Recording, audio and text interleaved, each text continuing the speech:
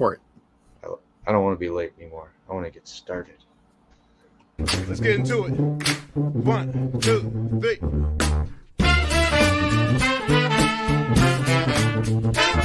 Let's get some more. Have your hands. Some more. Just give some more.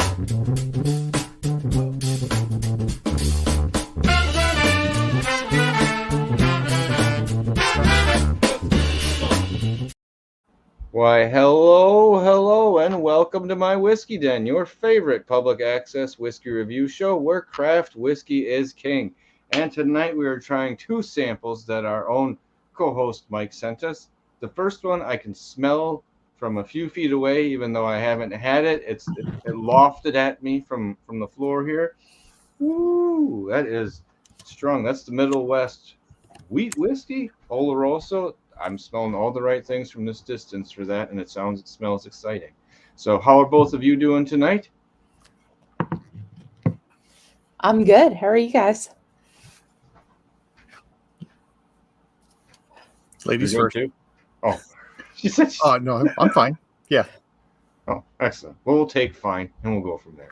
So thank you everyone in the chat for being here on time. We appreciate that, and thanks for seeing you.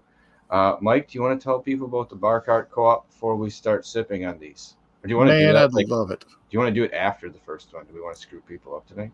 Oh yeah, no, we'll stay with with the normal bill paying. All right, we are proud members of the Bar Cart Co-op, which is a collection of friends who create content for the whiskey and other distilled spirits public. Bar Cart Co-op YouTube and Facebook pages have information about upcoming and past special shows, which happen about every quarter, from blind tastings to distiller panels to discussions of special collaborations and the usage of unique grains. The Bar Cart Co-op has educational and fun episodes for your enjoyment. The oldest group in the bunch is Distillers Talk, which is hosted by Christy Atkinson and Alan Bishop.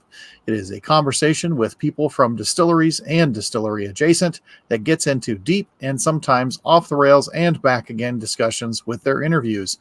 New episodes arrive at the end of the work week. And if you don't think that one is nerdy enough, please check out One Piece at a Time Distilling Institute. This is the show where Alan Bishop answers any questions about distilling and often puts them to the test. It could be individual grains, mash bills, equipment, methodology. New episodes come out randomly, so subscribe.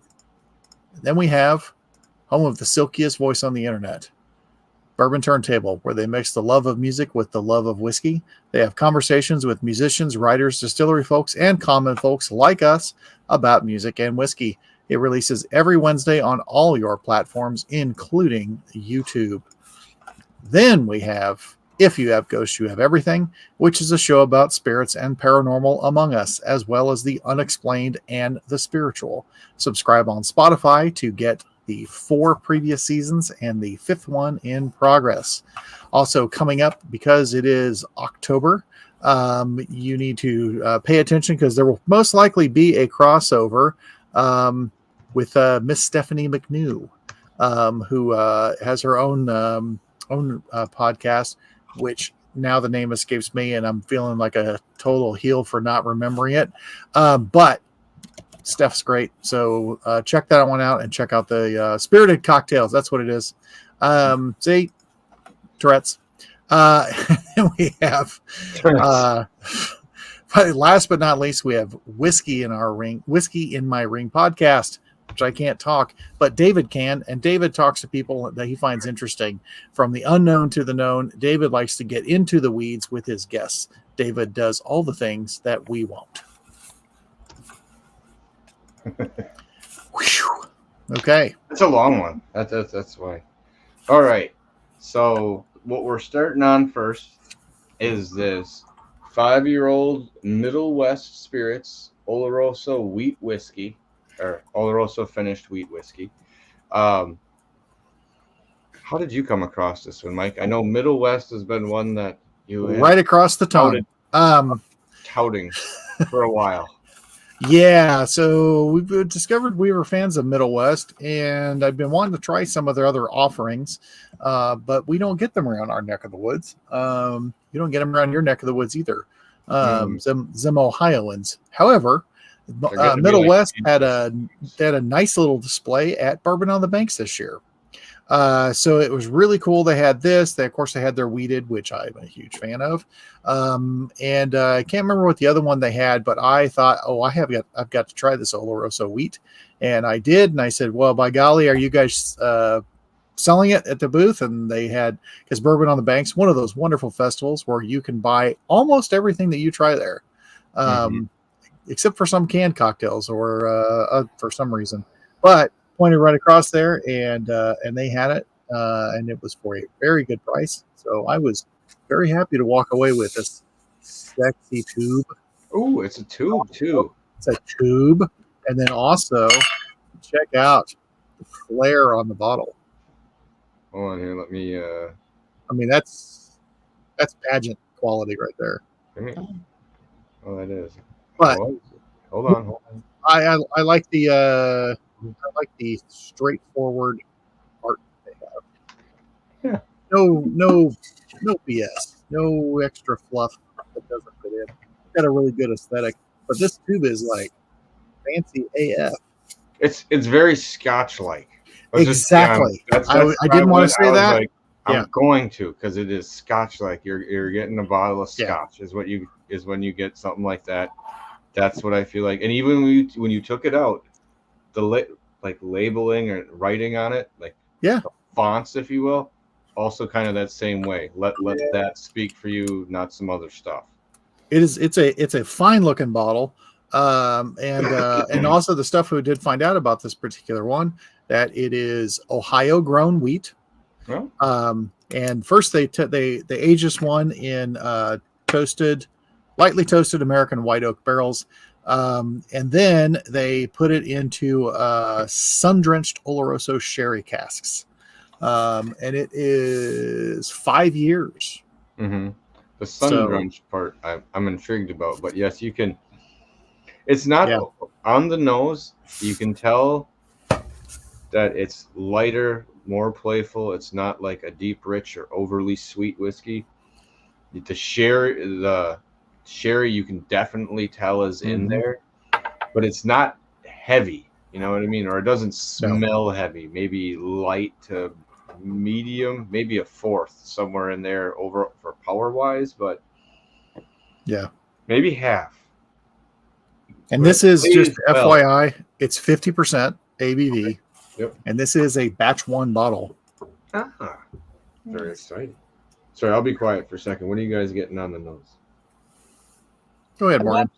I'm actually really glad that I poured this and let it sit for a second or a couple minutes, actually, because as soon as I opened the sample bottle, it was an immediate, smack you in the face. So it's definitely mellowed out now that it's had a few seconds here. But, oh, man, this is quite lovely on the nose. Definitely getting a lot of really rich, fruit flavors, but not, like the candied fruit kind of flavors, but rich, dark fruits, if that makes sense. Yes, it does. Also getting some nuttiness too, almost like a walnut, pecan, kind of like those too. Really, a little more of the pecan. For me, it's a little bit darker if it was a walnut, but definitely, like you said, there's that. I don't call it waxy, but there's a nut, that you can. There's a little bit of that nut waxiness that you can feel right before you bite into it. It's on for me, it's on the left side, my left nostril right now. I'm not getting anything on my right. The left one's picking up all the flavors. Yeah, it's sorry. Nope, go ahead, please do. Hold on here. Let me get another whiff. Lightly honey buttered banana bread with a strawberry swirl, but a strawberry preserve swirl. You're talking that darker note, not just the berry, a preserve note. Almost it's a toast with this the swirled bread, and then you put honey butter on top. Mentress. Best wrench in the business right there. Giving people a bridge to where you can find this. Mike, Yeah. did they say what wheat, like what type of wheat they use in this by chance? No, all they said was Ohio grown wheat, and I did double check the website itself, and even on the sexy tube here, all it does is just say that it is. Oh nope, here we go. Boom, boom, boom. See here, listen to me being a naysayer. When the gold type is hard to read, and then you turn it correctly in the light, it's funny you can read it. It's soft red winter wheat. Okay. Okay. I swore I was like, I didn't see it, but it's like, okay, and you turn it. Oh, hey, light hits it. Guess what? You can read it. So growing up in Ohio, obviously, I kind of wondered, but you definitely get the funkiness, obviously the holiday, their red winter wheat gives. The Ohio funk. Yeah, the Ohio funk. Let's go with that, right? I mean, I interned with the Ohio Corn and Wheat Growers Association, so I get it. But, that soft red winter wheat definitely gives a different nose. It's definitely going to different. I'm excited to try this, but it definitely gives some weirdness. Well, first off, Shannon stopped in to leave, but she will be here next week to talk Iron Root with us. So stop in then. That's going to be an outstanding show. We have 3 samples to go over. Make sure to stop back for that. Damn it, forgot what I was going with because I went back to. I was about to taste it right before that, and there's just an edge. There's like a light edge of like a frosting, but it is so faint, and it's at the bottom of the glass. Like I don't know if it's that or all like the molasses and sugars convalescing all together, like just at the bottom of it. Like I don't know, it's very interesting. But here we go into that. So the nose reminds me of if you could make a money is no object trail mix, where you found like really good walnuts, great like some candied raisins, some cranberries, some granola that's got honey and a little bit of cinnamon to it, and then you took now it's escaping me, like some dried pear and other things like that, and put all that in there. It's like, oh man, I dig the nose on this, and it's not. Although it is, I which I agree, it's overwhelming when you first pour it, but it's not a bomb. No, it dissipates, and on the palate, it's not a bomb either, because okay, when I hear soft or red winter wheat, that's where I see you get a bit of that rye spiciness. Not on the nose for me, but on the back half, that came through. Well, you know what I mean? For a wheat, it does have a little bit more of that spiciness for me. This is really interesting on the tongue. Holy cow. Having had a lot of their wheat, as in the same wheat, but multiple bottles of it, that does come through. That it's that feel of that wheat and that flavor of that wheat of their standard wheat whiskey, and then it's the fruits and nuts and everything that are coming in after. Wow. I think I agree with you, Mike. I think it's almost like a liquid trail mix.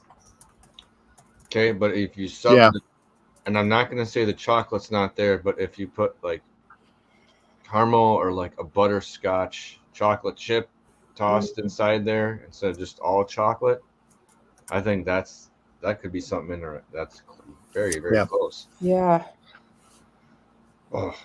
But almost I still, with it being the red winter wheat, you get that spiciness. So it's almost like you threw a couple like red pepper flakes in there too with it.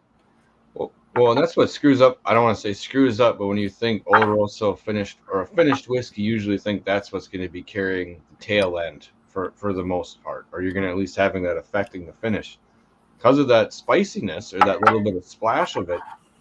I don't want to say it kills it, but it definitely kind of levels out the playing field. I have a little bit more what I feel like barrel note, a little bit spices is what's hanging on for the long time, and not some of those other flavors like the berry notes and stuff. Yeah. This is. I can't even get through the first entry note is really complex, but it's so smooth and married. It's hard to pull apart all these little light flavors.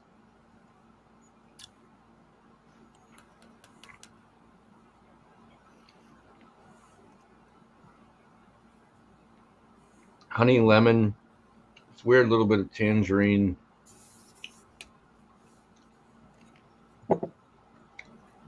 Pear, like you said, Mike, but that's on the finish more. Is pear roll in from the spice. This is not, I think it's changing on me a little bit each time I have it, or at least I'm picking up a little bit more. The depth is really nice on this for being so well married off the bat, because I could see someone just, like left and right handing these without having an issue with it and noticing what they're drinking. But there is a lot of complexity to this. Spencer is in Tucson or Tucson, depending on where you go. But Spencer, he says he's going to Del Bach tomorrow. Good choice. I'll tell you two things to recommend. If you got time to kill, go to the Missile Silo. That is amazing. But if you want to get something to eat in Tucson, there's a restaurant called Guadalajara. My nephew, he took us there, and it's one of those places where they make the guac right at your table, fresh, and they're mixing up the salsa. This guac was the bomb. I mean, it was so good, and they were killing their house margaritas, different ones, and they were generously large glasses. But it was chips and food was great. Chips and salsa was great, but that's been the benchmark so far of restaurant guac that we have had. So recommend going to Guadalajara if you get a chance. It's actually, let's see, what would it be? East off of the interstate in the direction away from Del Bach by about 10 minutes. So not far away at all. Not far away at all. Mm-hmm. And yes, Tim, a goblet. Yes, a pimp goblet of margarita. Does it have the cactus sticking out though of the glass? I do not recall that. It was one that was basically a bowl that tapered down and then had another bump and then had the stem. It was a handsome margarita glass. It was. So the fishbowl margarita for the most part, yes, yeah, perfect. Well, it's not. It's better than the fishbowl. Is always scary when I. Well, I never really did that. I lied. I've tried a fishbowl thing once, but it was so sugary that even at my younger age, I was like, "Oh God, no." So we had gone to Del Bach.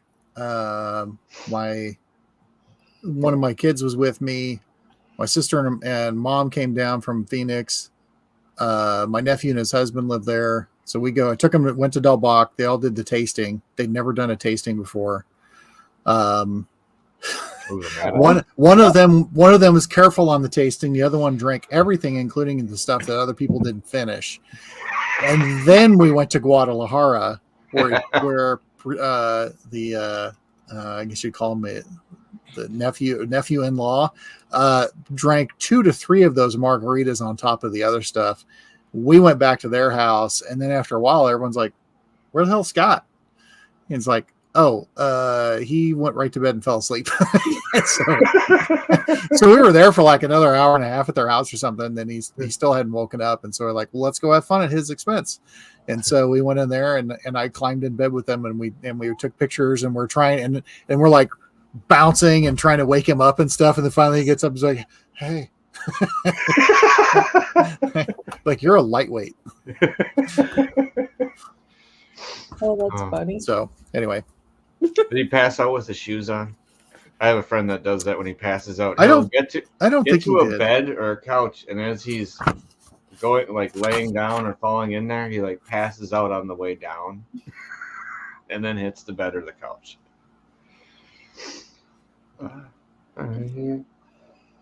I will neither confirm nor deny that there was a night that I ended with a fishbowl.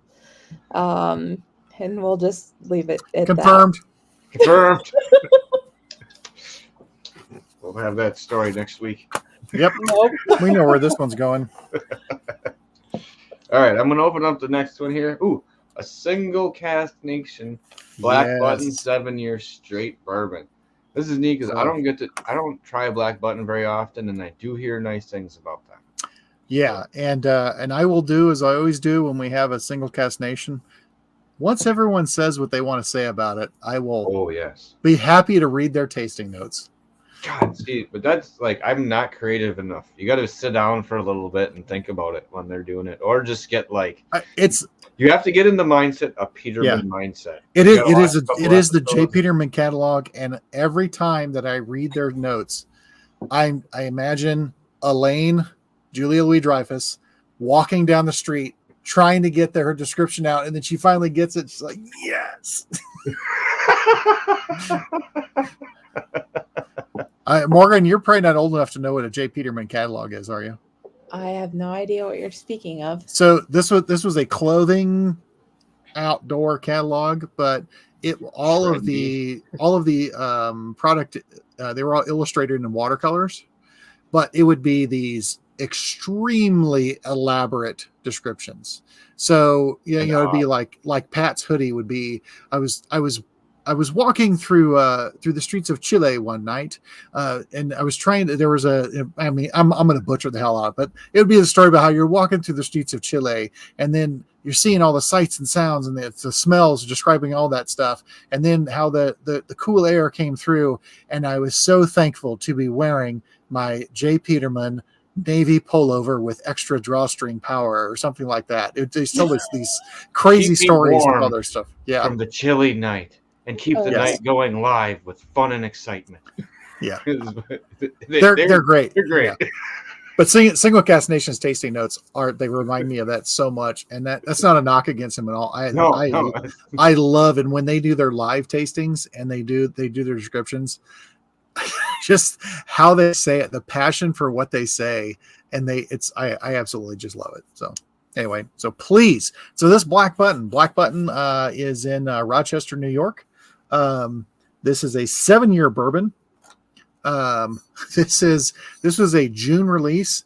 And I will tell you, this is how much is left of the bottle from the June release. It has been well shared and well loved. So spoiler alert, Mike likes it. But this was aged 7 years in new charred oak.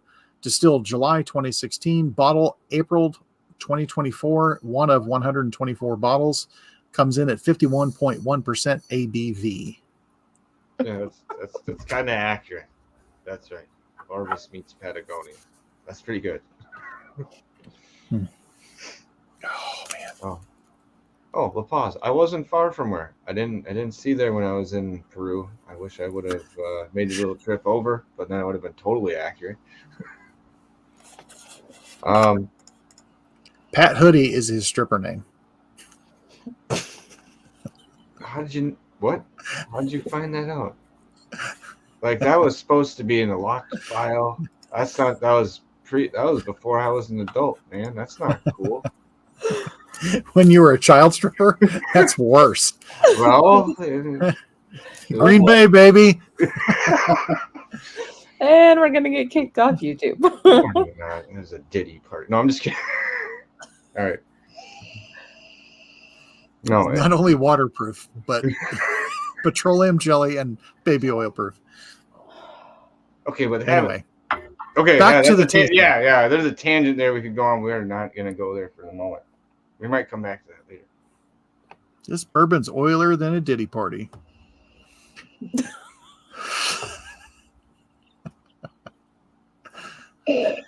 Oh. Nope. I'm not. Okay. The first thing that popped into my head when you just said that is Van Wilder and Taj in that scene. So that's all. That's all.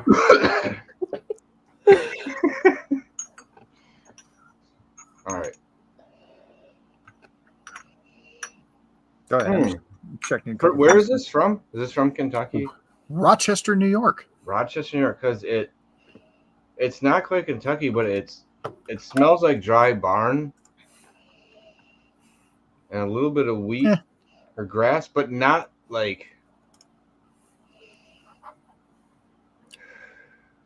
Well, it is call me old fashioned to be like a double thing there.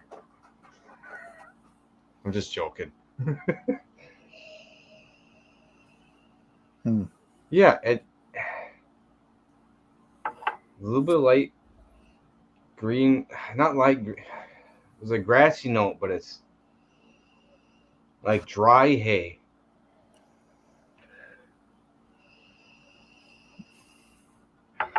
And like almost, I don't want to call it sawdust floor, but like a barn where you have there are like peanuts are crushed up on the floor.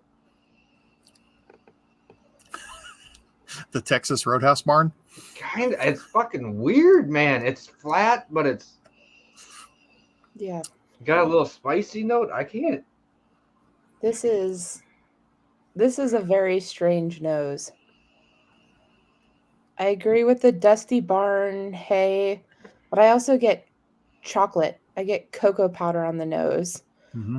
Yeah, well, I was gonna say that's the other thing I was gonna say, like a candied, like a candied apple. If I didn't, go ahead. Sorry. If I didn't tell you the distillery or the state it came from, what state do you think this would have come from? Kentucky. There's a titch of funk in here too. Mm-hmm. But halfway up the glass, it's not at the bottom. I'd still say This Kentucky. is, I don't know. Minnesota, maybe. This, but not. I wouldn't think of it as a bourbon. There's a little more of a. I would lean a little into note. Texas.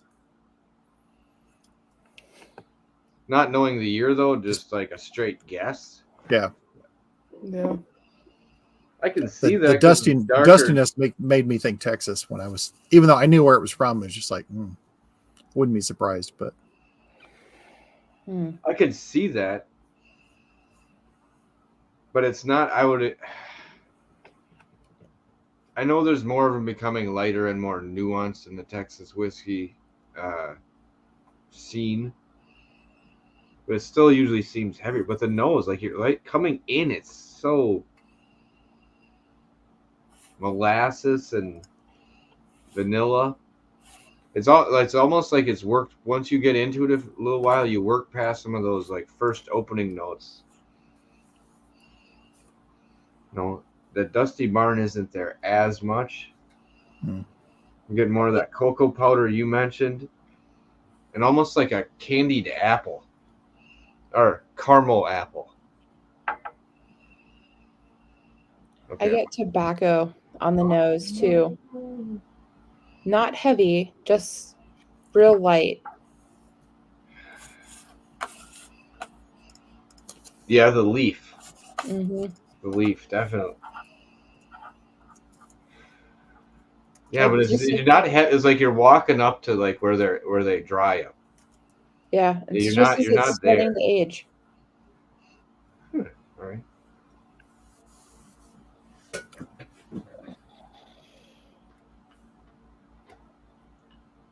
Okay. Wow. Like not expecting it. It attacks your tongue off the nose. Like comparatively, the nose is subdued, and it gets in like right away.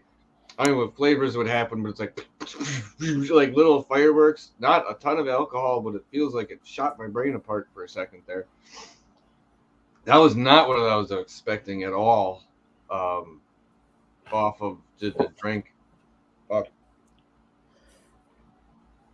they sold out this? That's a good question. I have a friend in Rochester. Oh well, this was actually I purchased through Single Cask Nation through their website, and let me look, and I will tell you because this might be my bourbon of the year. Whoa! It looks like it is actually still available. boy. on There is here. wow. I'll throw it in the chat.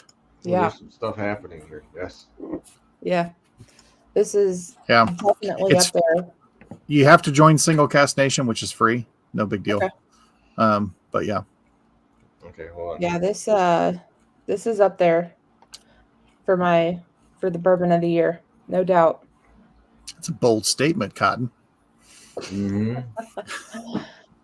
This is Let's see where this goes. the nose versus the taste, polar Uh-huh. opposites. But before we had trail mix in a glass, this is sugar and candy and, well, not necessarily candy, but like sugary fruits, like caramelized fruits, like when you put them on a grill and really get that like crystallized sugar from the fruit and just all sorts of good rich caramel. I really get the chocolate on the palate of this. But this is definitely a dessert bourbon, hands down for me. It's weird because, like I said, that first drink was so like it almost like reawakened my whole palate. It was like bing, bing, bing, bing, bing, and it was like I don't know what happened, but go back for more, and then it settled down a bit here. Are you guys ready to hear their Oh, so caramel good. honey black cacao? Dark, sorry, not black, dark cacao. Wow. Then it turns spicy. Oh, little rye note. It almost feels like a port rides through at the end. There's all sorts of weird stuff going on here. And the sides are so yes. Let's hear let's hear it first. Let me pour. Okay, some more. ready? I've already, no, I need more. Hold on. That's all right. Can't have you can say start. it without me drinking it. No splash. These are also. We'll start with the nosing. These are the official notes from Single Cask Nation, friends of show, who've been on before, but it's been a while. The nose Very nice. leads with gentle wood in the form of Airfix glue, green sticks, used books in a store heated by the early morning sun. Maybe a soft rain has begun falling outside. Then a sweetness slowly rises in the form of warm oatmeal topped with freshly sliced apples and pears, creamed corn, homemade granola, and then hints of delicate herbed butter. Creamed corn is the only thing I don't really tag on that. Like I get corn. Well, I'm not creamed then- corn enough to know. you're creamed enough. All right, here's the palate. Opens with dark cherries wrapped in dark chocolate with whispers of coconut before the gentle oak returns with a few more green sticks and scorched nutmeg before it's on to warm apple strudel, molasses, peanut brittle, and a delicate herbaceousness.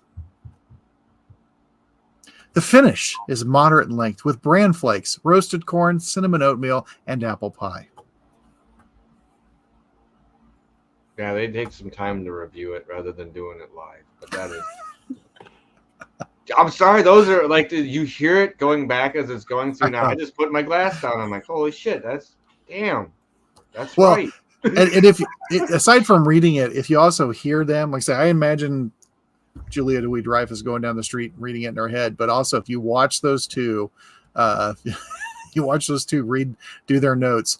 Just the contrast of their two voices and I love doing it. But yes, this is This is so good. surprising. I think it's for the age horse. This would be age defying. I think because of the oakiness level in it. Yes, because there's this spicy date thing going on that like almost makes you think that the barrel level is much darker than what it is. Like it's like you could almost like when that hits and you start rolling into the finish, that could make you think I'd say almost 10 to 15 Kentucky. If you were thinking that way, it rolls a lot richer in that note where it feels like you're pulling the sugar notes out of the wood at that point. No longer just tannins, you're just getting the sugars out. This is for 7. Yes, I agree with you, Morgan. This thing I don't want to say it came in with a puncher's chance. I didn't know, but it's in the fucking ring. Mm-hmm. Yeah, it made its way into the octagon this evening. Kind of. I'm smelling like weird pepper and grass now coming back. Wait, oh, that's the wrong one. Okay, that I was. feel like it kind of just came in, from the top rope with a chair, because it's that aggressively good. It brought a foreign object as it came into the ring. Perfect. That's how good this is. Okay. Oh, that's, man. Mm. Yeah. Yeah. I did, just FYI. A little bit of mint too. Yeah, I wouldn't save any for Mitch, but I also did. Remember, I do the. I blended it. I'm doing it right now. I'm in. It is blended. A little 50-50. Yeah. Yep. I did a little bit 50-50. Second week of second or third week in a row. I'm pretty happy with what's going on here. But also, look at Emily's just hammering it. Single Cask Nation, they do. It's a flat. I think it's still a flat shipping. I'm trying to remember. It's been several months since I got it from it, but the shipping prices are really good. So it's like you pay for the shipping, and if you bought 2 bottles, it's still the same shipping price, I think. So they do have lots of. No, they had lots of good things on there. Their June release was pretty big. There was a Balcones Wilderness Trail, which I got, another Catoctin Creek. I've been very happy with all the Catoctin Creek picks they've done. Also that Australian rye, I'd gotten that one prior to that. That Backwoods, that was a dusty monster. You're sweeping the floor. It felt like you were out in one of the was it mixed bars, like those dusty old bar. I don't remember the guy's real name who owned the bar, but one of Crocodile Dundee bars from the first one. Dirty, dusty old bar. It was awesome. Yeah. Okay, so I'm gonna swirl a bit on this little combo here. Much more chocolate to me on this. Chocolate and butterscotch. Rye comes through on the nose, like the bacon spice side of it. Sorry. With the Oloroso and with the dusty oakiness from the Black Button on the nose, and then also on the palate of the blend, you said the butterscotch. I'm getting cooked butterscotch.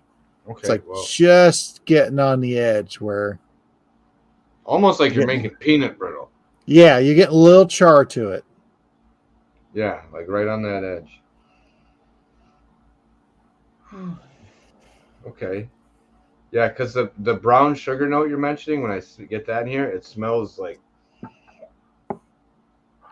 Sorry, I still think fairy floss, but it's cotton candy. Yeah. Like a light, like almost like a root beer cotton candy for that sugary note here. It finishes dry and fruity. Whew, that is a dry finish. Kind of like a Fun Dip. Not as sweet, but you know what I mean? It's just like dry. It's like, it's fruity and I can't talk. Bourbon Fun Dip. Oh. I'd be okay with this being Bourbon Fun Dip. Yeah. Yeah. Okay. Doesn't have that level of sugar sweetness diabetes, but no, but you don't necessarily. I'm getting older. You don't need that. There's a little more nuance into it. Yeah. Imagine getting handed that at a whiskey festival. Bourbon Fun Dip. Here you go. You might be onto something. I do. I feel like there's something going on there. Or pairing Fun Dip with whiskeys. Okay. But what flavors are there now? Is it like the vodka brands where there's everything, or is it just a stand? Because you also have to consider the stick. That's true. And are you a biter, or are you a person who just licks off the end, or are you a person that bites? That's a personal question. Well, but it affects how things happen. Seriously. You might have to bridge that. I am now retired. I was known as a nibbler. Really? All right. Huh? You weren't one of those 3 licks to the center of a Tootsie Pop? I was that was the number. There was a problem, I would numb it. Num. I was never one to try to break my teeth. Do you remember when jawbreakers were jawbreakers? You're still talking about candy. I'm talking about. I was. I know. I was trying to turn you back out of it. I was trying to pull. Eject, I ain't going eject, back, Pat. Eject. I can't reach it. Talk to me, Goose.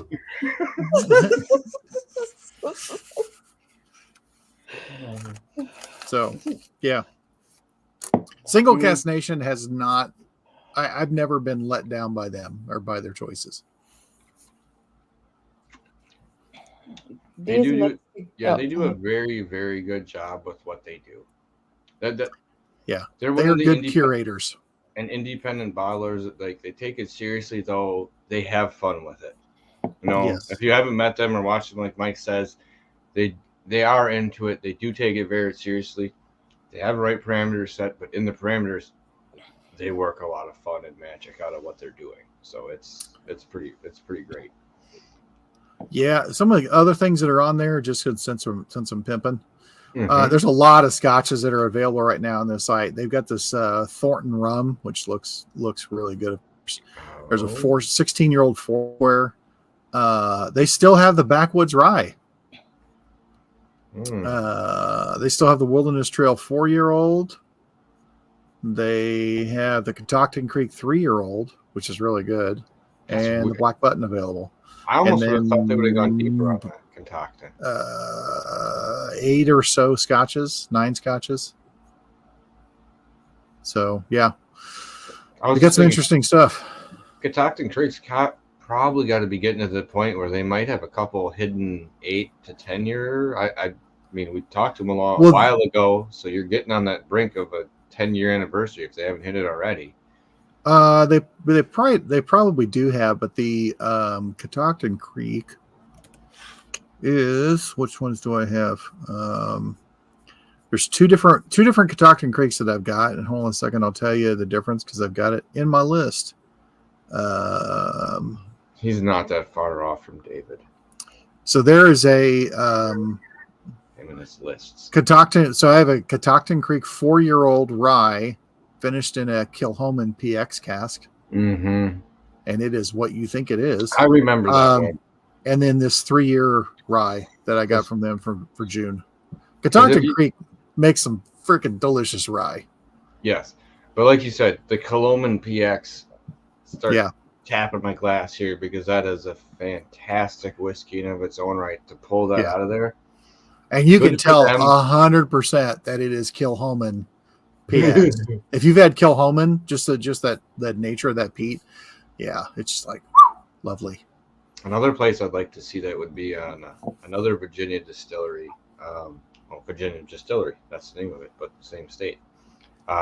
They've had a few picks from them as well. Yes, we have, and they've done some really nice stuff.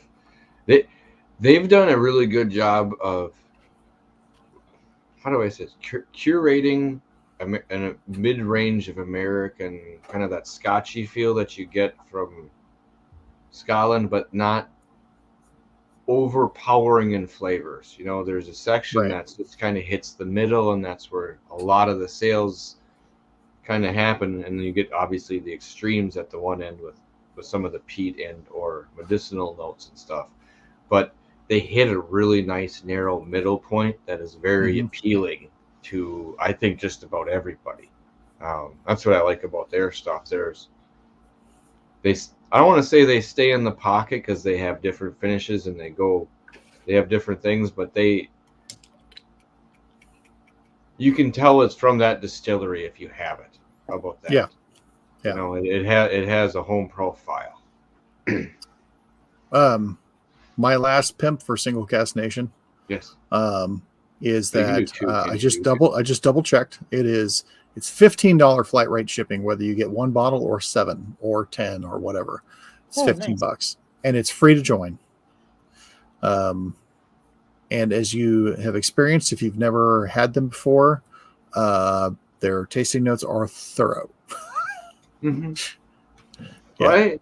You know what? That's one of those things that people get really worried about that when you're tasting with friends or going to other people when maybe you've just started and you don't realize that it doesn't matter what you say. It's just you're getting out a couple notes, telling people what you say. Maybe someone else says something and you start picking up on it. Hearing notes and stuff like that and reading them do help because it's an association game. You know, it helps your brain start working in that manner to associate flavors or smells or places.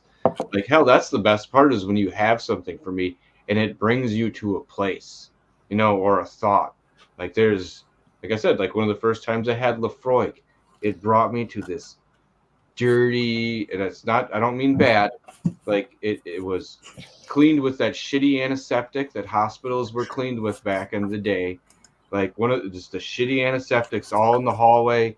You're going to see somebody in a hospital where the doctors still smoke, where they're operating on you. You know, like there's, you know, it has this haze in the air. It brought me to like a weird place in time, but I was like right there, and I'm like, that's the most exciting part when flavors contact memories, or you can start associating. When you start reading stuff that they have, your brain will start working on that same type of pattern where you start associating things that way. It might take a while, but it starts to wear off, you know? That's why you get friends and they wear off on you. Hopefully they don't do too much on that. It does. Your friends affect your your relationship and stuff and where you are. So hopefully I don't rub off too much on you guys. I don't want you to rub off near me. All right, fine. I don't want to have anything to do with it. All right, but I'm going to pour one more little blend here before we go. Yep, that's like a good idea. All right. And remember, next week it is going to be, I believe, Sleight of Hand, their new one that came out. And if you can find that at the Total Wines here in Wisconsin, that's only $35. So it's not even it's pretty much a no-brainer on that one. You should go pick that up. Oh, this Sleight of Hand bourbon? Yeah. Yeah, sorry for that. What it is, that's kind of a neat thing. So, and we were trying to, I think, the Nobleman and one other one next week. So stop in because we're talking to Shannon about all of that and Iron Root.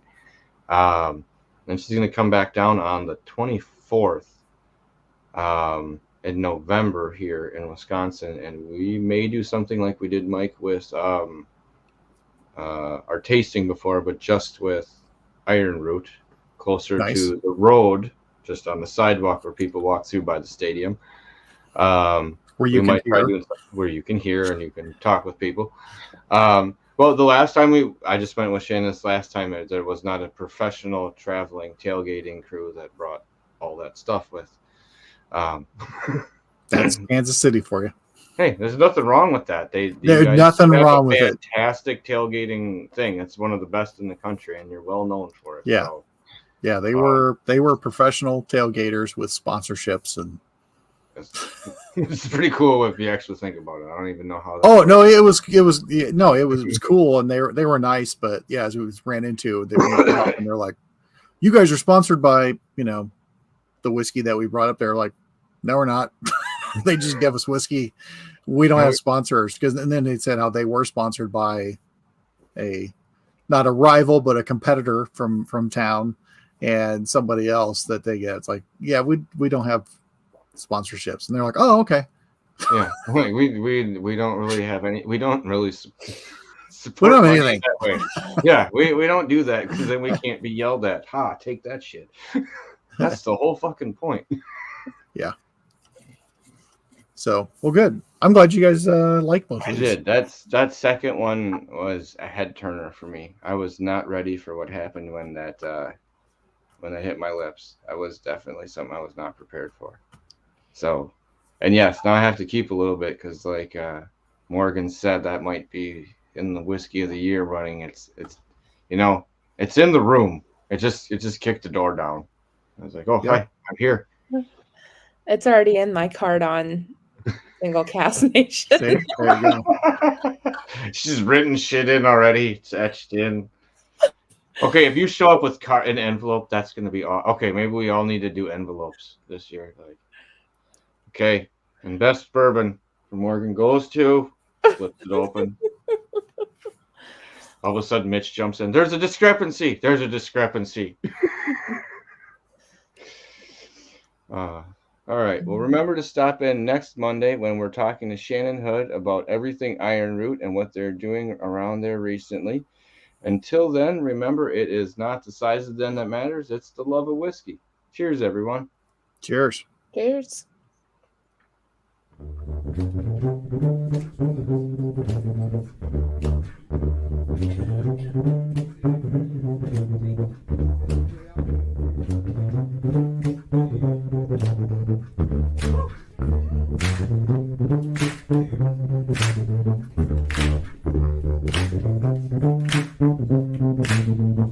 you.